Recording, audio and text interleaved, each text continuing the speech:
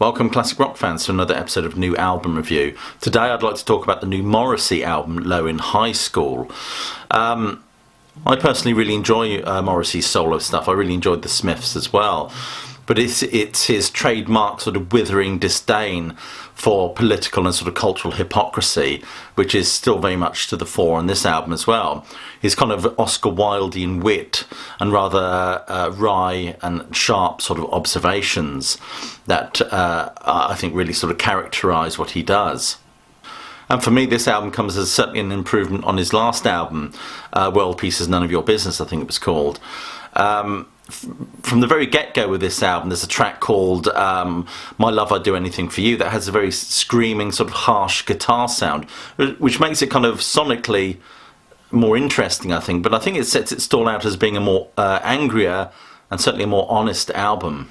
On this album, we get all the hallmarks of what is a Morrissey album for me. We get that fusion of the political Morrissey, which we all love or loathe, I suppose, depending on your political viewpoints, but also the sort of emotional, sort of sulky persona that he's crafted well since the Smiths days, although I'm sure he'd hate me using the term persona to describe him. Although one critic has pointed out that his humorous observations and wry asides, if you like, are not as have kind of become more twisted with age. If I may quote, he says that his observations have calcified into misanthropy and self-pity. I agree to some respect. I think his misanthropy is certainly uncompromising, certainly when it comes to the denunciation of the brutal idiocy of humankind. But I think he's always been about that. What I really like about this album is that Morrissey continues to develop that sort of existential stew, if you like, and it's kind of an amalgamation of sort of modern rock riffs, electronica, and that's all fused with sort of broody, spiteful lyrics, and a sort of a jangly, sort of upbeat melodies as well, typical of sort of 1980s Smiths. Especially I'm thinking of tracks like The Boy with the Thorn in His Side. For me, the first single, I Spent the Day in Bed, is an absolute triumph. I saw him perform it on the Jules Holland show and I just fell in love with it straight away. But for me, it's it's very reminiscent of sort of 1980s Smiths. It's a song very much about sort of defeating political norms and the sort of banality of life. It's certainly very reminiscent of sort of 1980s Morrissey. But there's a sort of trademark tragicomedy as well, not to mention lashings of self-pity, between the sort of Christmas bells of Home is a Question Mark and the sort of dancing electric piano of Spent the Day in Bed.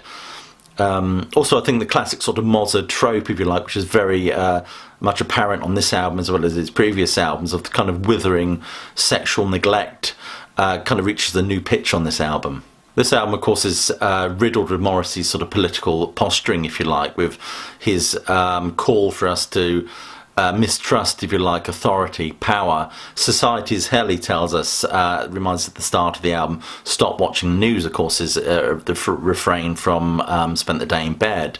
Teach your kids to recognise and despise all the propaganda filtered down by the dead echelons mainstream media. Hurrah for that, I would say. You get wonderful lines like, if I quote again, I've dined with every bogus music mogul, from the track Home is a Question Mark. But also, I'm not my type, but I love my bed. It's refrains like that, for me, that epitomises with this sort of existential malaise with which his music exudes. And of course, this album is certainly no different.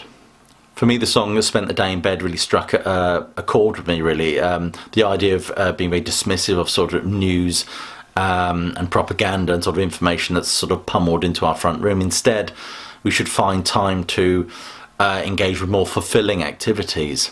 And that, of course, is beautifully complemented by its sort of gentle, sort of burbling, sort of funk pop groove of sort of clavinet and electric piano. As I said before, this album is... he asks us to be very suspicious of power or those that preside over us in many respects. He chants on this album monarchy, oligarch, head of state, in the song I Wish You Lonely. And I suppose recently with the publication of the Paradise Papers, there's been even more sort of seething resentment of the sort of 1%, what I would call the 1%. For me, I think Morrissey's underlying aim on this album is to subvert sort of traditional views of power and legitimacy, And we certainly get that from the very sort of controversial cover, and we're certainly not disappointed by the music therein. The instrumentals on this album remain complex, and they're accompanied by very thoughtful melodies, I think, particularly a song In Your Lap, for example, which is, for me, musically it kind of invokes that very sort of troubled but beautiful sort of piano work that we found on the Smiths track Asleep, if you remember that one. There's also some other sort of standout tracks on this album, and I'm mainly thinking of All Young People Must Fall in Love. There's something very playful about this song, and it's got that sort of largely acoustic sort of give peace a chance sort of stomp to it. Also, there's an interesting song called When You Open Your Legs. It has castanets, blaring horns, as well as sort of quite interesting vocals. Certainly for me, some of the moments worth bookmarking on this album is from this track Home is a Question Mark, where he says, I've been brave deep in the shaven cave, and it kind of builds up as well to a kind of a crescendo with sort of strings and other sort of orchestrations. Also, you get that wonderful lyric, if I ever get there, will you meet me? Will you wrap your legs around my head to greet me? Morrissey's voice is quite powerful, almost overwhelming during this song. Also, In Your Lap is a song that I've already mentioned. It's quite a moving sort of piano ballad, and it's kind of reminiscent, sort of recalls 1991's I've Changed My Plea to Guilty.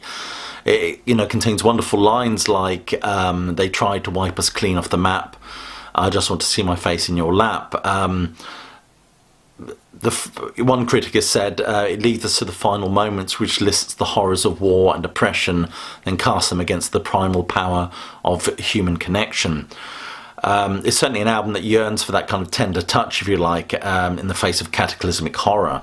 I particularly like the song All the Young People Must Fall in Love. It has as I've said before, it has a sort of a playful quality to it. One critic has said it's a song where nuclear atrocity and human incineration are contrasted with lines like, the kids around here have the best idea, they say presidents come, presidents go. To watch or to be, it's up to you.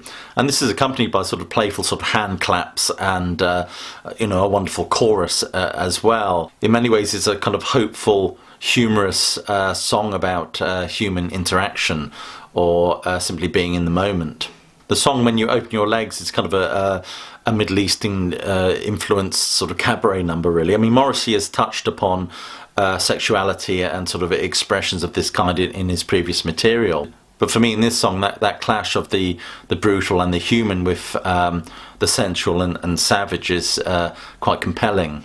On this album, of course, we get 3 songs that have a distinct Middle Eastern theme to them. We get the song Israel, of course, When You Open Your Legs, and the wonderful The Girl from Tel Aviv Who Wouldn't Kneel, which of course takes its title from a stage play. That is a stage play that's based on the diaries of Etty Hillesum, hopefully I've said her name correctly, whose life, of course, was lost in Auschwitz.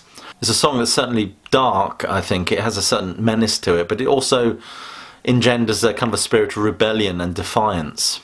Whether you're an avid Smiths fan or Morrissey fan, this album is worth buying, I think. And I think in many respects you get the best of both worlds. It's certainly reminiscent of kind of the Smiths' legacy, but you also, I think, you get the very best of Morrissey as a solo artist, someone who's not afraid to experiment and compromise with sort of what is expected of him, shall we say.